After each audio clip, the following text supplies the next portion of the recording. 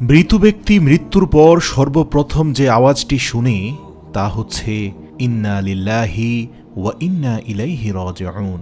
শুরুতেই মৃত ব্যক্তি বুঝতে পারে না সে মারা গেছে।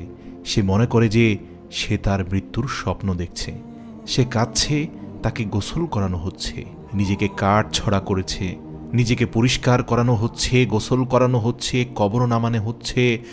যখন তার দেহের উপরে বাঁশের কঞ্চি আর মাটির স্তূপ পড়তে থাকে তখন তার স্বপ্নভঙ্গ হয়। তখন সে চিৎকার করে, সে বলতে থাকে, কিন্তু তার চিৎকার শুনতে পায় না কেউ। পরবর্তীতে যখন সবাই ছত্রভঙ্গ হয়ে যায় এবং মাটির নিচে একা একা থাকে তখন আল্লাহ তাআলা তার আত্মাকে পুনরুদ্ধার করেন। সে তার চোখ খোলে এবং খারাপ স্বপ্ন থেকে জেগে ওঠে।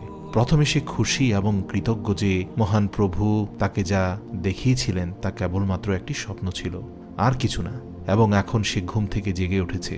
তারপর সে তার শরীরকে স্পর্শ করে যে সবেমাত্র একটি কাপড়ে মোড়ানো হয়েছে। সে অবাক হয়ে প্রশ্ন করে, আমার শার্ট কোথায়, আমার অন্তর্বাস কোথায়? তারপর তিনি বলতে থাকেন, আমি কোথায়, এই জায়গাটা কোথায়, কেন সর্বত্র ময়লা কাদার দুর্গন্ধ বের হচ্ছে, আমি এখানে কি করছি, কেনই বা আমি এখানে? তারপর সে বুঝতে শুরু করে যে সে মাটির ভেতরে এবং সে যা অনুভব করছে তা কোনো দুঃস্বপ্ন নয়। হ্যাঁ, সে বুঝতে পারে সে সত্যি মারা গেছে। তারপর সে যতটা সম্ভব জোরে চিৎকার করে, তার আত্মীয় স্বজনদের জোরে জোরে ডাকে, বাবা মাকে ডাকে যারা তাকে বাঁচাতে পারে। অতপর বলে ওঠে, ও রাজ্জাক, ও আব্দুল্লাহ, খাদিজা, আয়েশা, উসমান, কিন্তু তারা কেউ উত্তর দেয় না। তখন তার মনে পড়ে এই মুহূর্তে আল্লাহ রাব্বুল আলামিনই তার একমাত্র ভরসা, এবং আল্লাহর কাছে কান্নাকাটি শুরু করে, ক্ষমা প্রার্থনা শুরু করে, বলতে থাকে, ইয়া আল্লাহ আমাকে ক্ষমা করো, ইয়া আল্লাহ আমাকে ক্ষমা করো। সে এমন একটি অবিশ্বাস্য ভয়ের চিৎকার করে যা সে তার জীবদ্দশায় আগে কখনো অনুভব করেনি। যদি সে একজন ভালো মানুষ হয়, হাস্যোজ্জ্বল মুখে দুইজন ফেরেশতা তাকে সান্ত্বনা দিতে থাকে, তারপর তাকে সর্বোত্তম সেবা যত্ন করে তাকে আনন্দ দান করে। আর যদি সে খারাপ মানুষ হয় তাহলে দুইজন ফেরেশতা তার ভয় আরো বাড়িয়ে দেবে এবং তাদের কুৎসিত চেহারা এবং তার কাজ অনুযায়ী তাকে ভয়াবহ নির্যাতন করবে।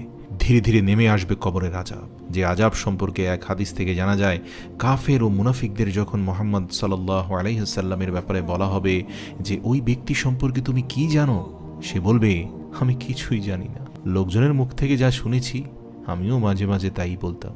তখন তাকে বলা হবে, তুমি উপলব্ধি করনি এবং পাঠও করনি।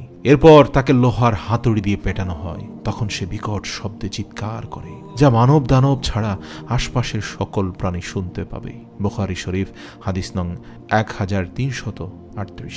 মহানবী সাল্লাল্লাহু আলাইহি ওয়াসাল্লাম আরও ইরশাদ করেন, যদি এই ভয় না থাকতো যে তোমরা মৃতকে দাফন করবে না, তাহলে আমি আল্লাহ তাআলার কাছে দোয়া করতাম যাতে কবরে যে আযাব যা আমি শুনতে পাই তা যেন তোমাদেরও শুনিয়ে দেয়। প্রত্যেকটি মানুষই যেন কবরের সে আওয়াজ শুনতে পায়। মুসলিম শরীফ হাদিস নং 7392।